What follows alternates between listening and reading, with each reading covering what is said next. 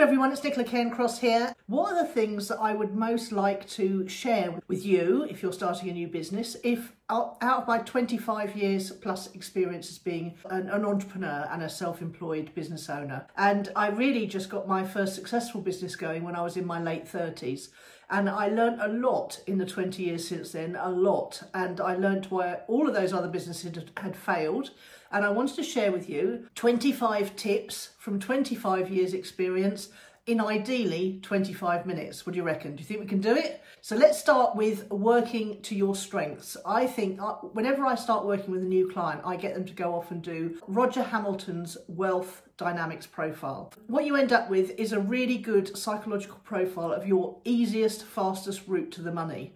We're all wired differently and we all like to make money in different ways. For example, I'm a creator star personality. I love to be on stage. I love to be on camera. I love to be creating things. In fact, if I'm not creating something new, I feel like I'm like the shark, you know, where the shark dies if he stops moving. That's how I feel if I'm not creating. But other people are very different. And I had a creator as a business partner and I had a Lord accumulator as a business partner. And that was a great combination. I've also got a large dollop of mechanic in me, which means I like to know how things work, but it isn't the best use of my time. So if you do Roger Hamilton's wealth dynamics profile, just Google it online, cost you about $50 to $70. Well worth it because it will show you your fastest route to the money. Okay, next thing, get in front of a hungry crowd, especially in the face of a recession, if not a depression, which is what we've got coming now. I was just watching someone on YouTube and they were saying that even in a depression, people love to buy things like chocolates, they love to buy little luxuries, they love to buy cosmetics. I, for example, treated myself to a fluffy rug to put over my knees while watching television because obviously we're all turning the heating down a bit, but I didn't want to feel like an old lady, an old granny wrapped up in loads of blankets, which is what I was doing before. So I bought myself a beautiful pink fluffy rug and oh my God, it's so luxurious. And it was £50 well spent, let me tell you. And I bought it in pink. It's got a lovely fluffy side on the outside, which keeps you really warm. And it's got a beautiful, soft, velvety inside, which makes you feel really cozy and yet glamorous at the same time. Think about what you could sell to people or what you could make, or how you could source those products and sell them on to the people who want them. So, okay, on that topic, find a way to sell to people's wants rather than their needs. I'm hoping to help lots and lots of new entrepreneurs in the new year, probably people who are a bit older, a bit like me, who want to take their advice from someone who's been there, done that, worn the t-shirt, and not one of these muscly young bros that they'll come across if they search start a new business or become an entrepreneur. But the thing to do is to not try and sell what people need, because if someone needs educating that they need your product or service, then it's going to be a very hard uphill struggle. I've tried that many times and it's not worth the effort, let me tell you that. So think about your ideal target market, think about what you could sell, product or service, or what you could source from other people and sell. And then think about what they want. What do they want? What's their outcome that they want? They want it quick, they want it cheap, they want it easy, but they can't have all three. So what could you do that sells to their want rather than their need, so you don't have to educate your potential future customer? Talking of that, get a really clear picture in your head. Now, I know you might not know who your ideal future customer is yet because you might not have any customers. What you can do is you can start with one group. Think to yourself and talk to your friends and family and say, this is what I want to do, this is what I want to offer. Who do you think I should offer this to first? And then by talking to a wide range of people, you'll find out the people who most resonate with your product or service. And that can be your starting point. You're not having it tattooed on your forehead that these are your ideal customers. You're just starting with a group to target all your attention, all your marketing attention to initially. YouTube's fantastic for this because you can actually put a video out and you'll find out who your ideal customer is, because the people who comment underneath will be the engaged potential future customers, and you can find out what their wants are, you can find out what their needs are, and you can find out what they most want right now that they would buy from you. Okay, do something you're interested in. I've spent this Christmas holiday watching videos by other entrepreneurs because that entrepreneurship is something I'm endlessly fascinated with. I'm a raging entrepreneur. I have been since I was a kid. And I love the whole thing. I love other entrepreneurs. I love the whole thing about it. I would spend my whole time reading about entrepreneurship, watching videos about entrepreneurship, and hanging out with other entrepreneurs, even if I wasn't being paid for it. So if you can find something you're at least strongly interested in, you're going to have a much more fun time of building a business. Learn how to work a simple spreadsheet. If I'd have had one piece of advice right at the beginning of my entrepreneurship, my business life, even before I started succeeding, it would be this. Most people teach you how to run a monthly cash flow forecast. That is not enough. I was actually watching someone today who says he has an online daily cash flow forecast, and all of his people who run all his businesses feed into that cash flow forecast. So every single day, he's absolutely clear about what impact he's spending in one business would have on the other businesses. I mean, I'm not suggesting you start more than one, but you need to know what impact everything you spend in your personal life is going to have on your personal income. 1 month out, 3 months out, a year out, and ditto with your business. You need to be on top of your numbers, and the only way you can do that is with a daily or a weekly cash flow forecast. I would suggest weekly to start with. It can be done with a simple spreadsheet. There's actually a video on my channel here if you look below, and you'll find it easily. And I will show you how to make that spreadsheet there. Absolutely crucial. Top tip, absolutely top tip. Find a way to make a simple business plan. Now, I recommend Traction. It's got a fantastic two-page business plan in it, and it gets you to set a 10-year goal, break down where you'd have to be in 5 years to be halfway there, where you'd have to be in 2.5 years to be halfway there, where you'd have to be in 1 year to be nearly there, where you'd have to be in 3 months' time to be 1/4 of the way to your 1 year goal. And it just basically helps you create a timeline. It's all very well setting goals, but if you don't have a timeline, and then you don't make strategic action steps to take this week, this month, this quarter, this year, this 5 years, this 10 years, then how on earth are you going to know if you're on track? And if you don't know if you're on track or not, you'll never be able to switch off. That's one of the entrepreneur's traps, never being able to switch off. I mean, I love entrepreneurship, as I said. I would listen to it all day long, but the problem is that it gives me so many ideas that I would then overwork. I need to be able to know that I'm on track with my business, and that I can switch off for a weekend or an evening sometimes. And that's the way to do it, by timelining your goals.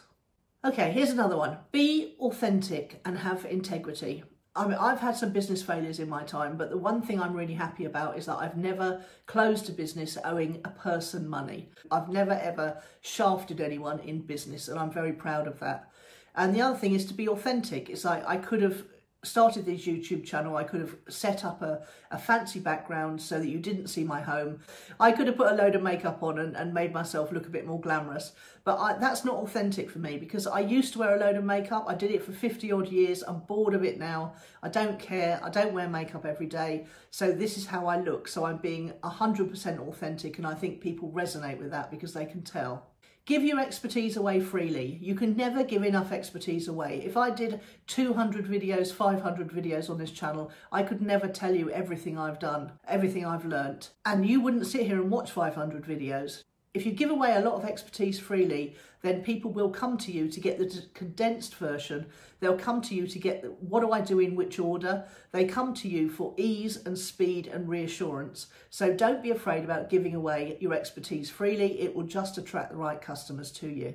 Know the difference between employees and entrepreneurs. Us entrepreneurs tend to imagine that everybody is like us, that everyone's motivated by building a business and being involved and working hard and earning loads of money. No, some people just want an easy life. They just want to come to work, get paid and go home again.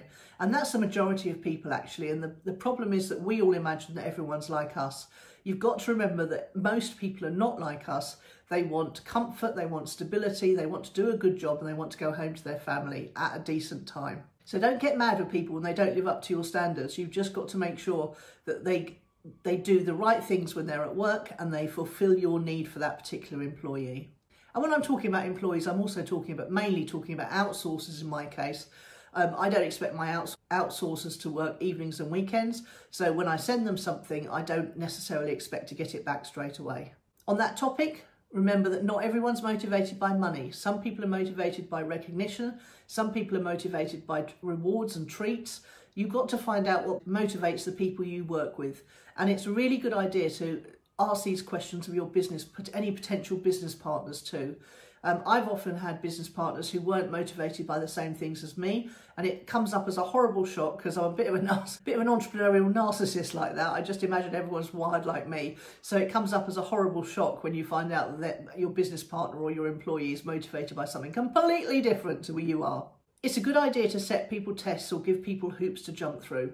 Especially when it comes to a service-orientated business, especially when it comes to employing people, and most especially when it comes to taking on business partners. Because if people can't do the simple things you ask them to do at the beginning, then when they're highly motivated, imagine how bad it's going to be to get them to do anything you want them to later down the line. Make it easy for people to buy. This one drives me absolutely bonkers online. There's so many barriers that people put up in front of a customer.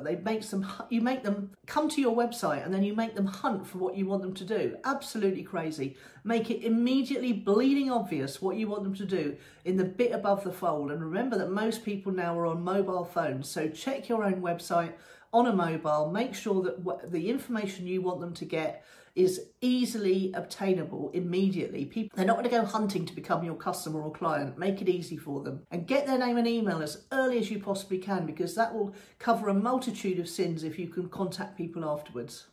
As soon as you're doing tasks regularly, record yourself doing them if they're online, and then send them off to a VA somewhere to turn into a step-by-step standard operating procedure, ideally with screenshots.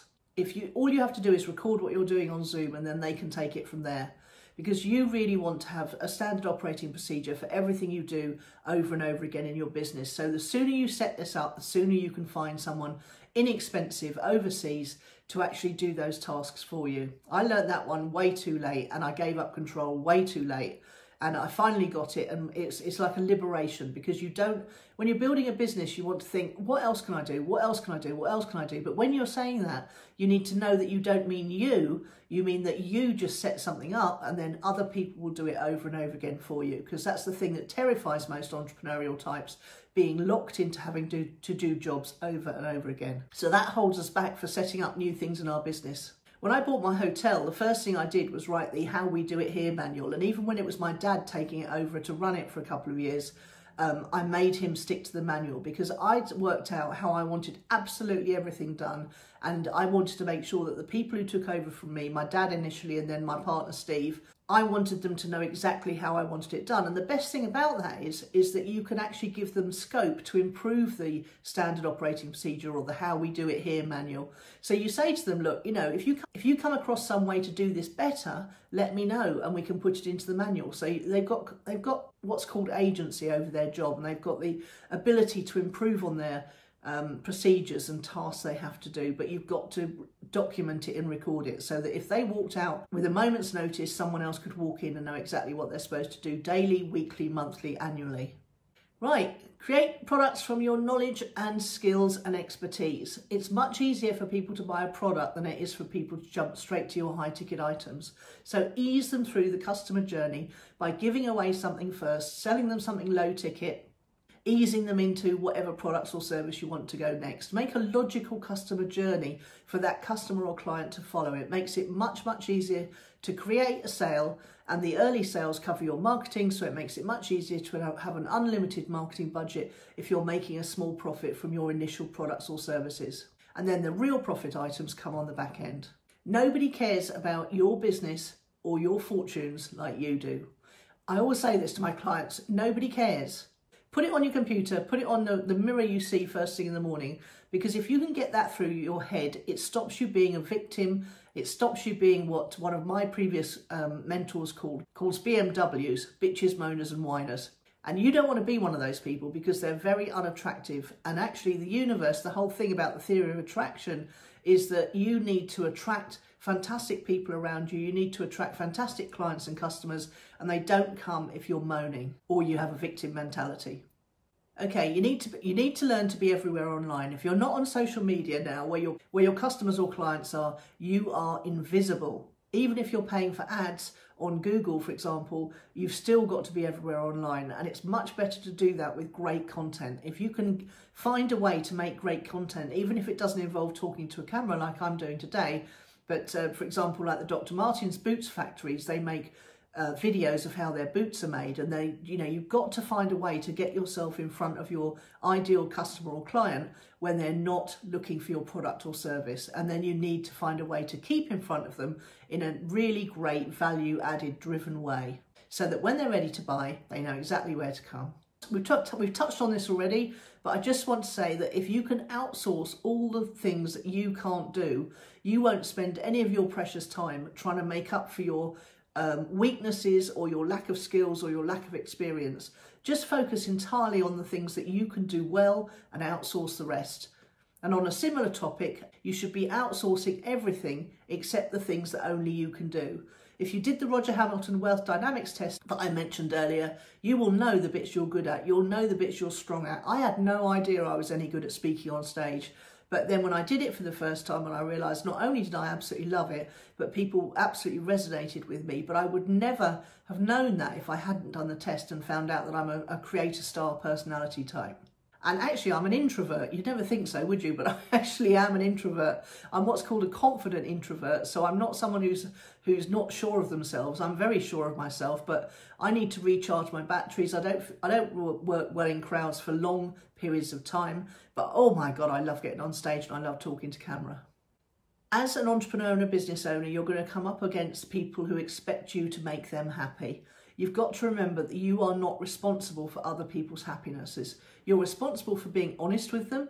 You're responsible for having clear boundaries. If you've got employees, you're responsible for paying them when they've come to work for you, but you're not responsible for their happiness. And I think this is something that mums have a particular problem with, and it's also something that big sisters and brothers have particular problems with, because they've been made to feel responsible for their siblings. And of course, as a parent, you're responsible for your child's happiness.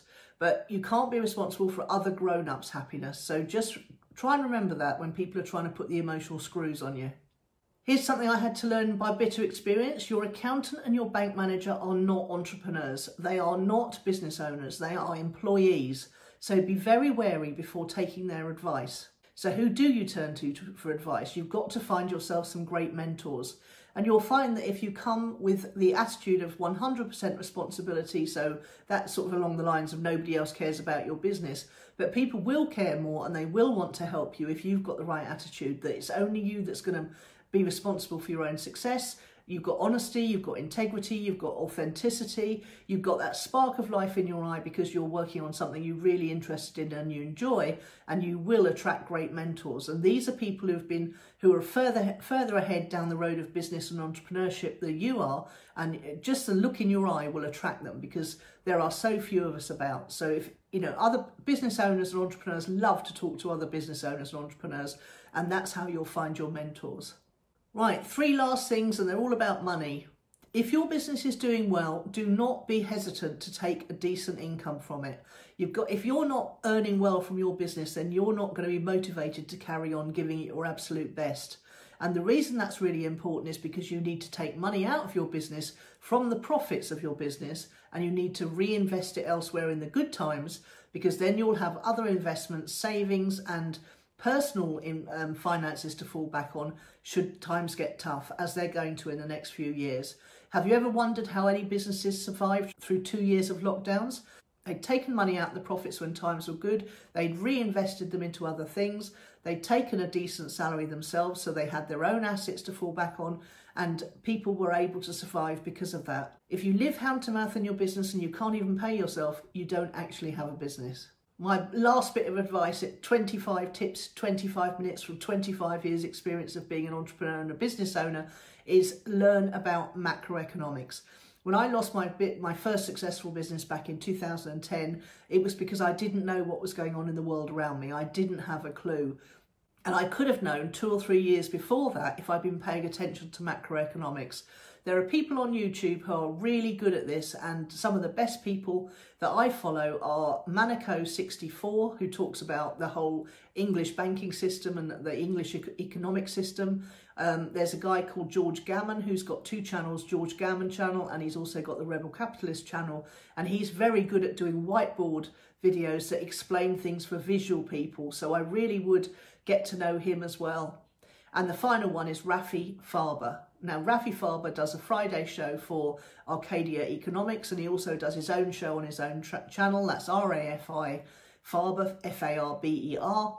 And he's brilliant too. And oh, Lynette Zhang as well. Lynette Zhang has got an amazing channel as well. So finally, follow the Duran. The Duran are two guys, Alex Christoforou and Alexander Mercurio, and they've got a really good handle on what's happening in the world politically and how that's going to affect people's economies.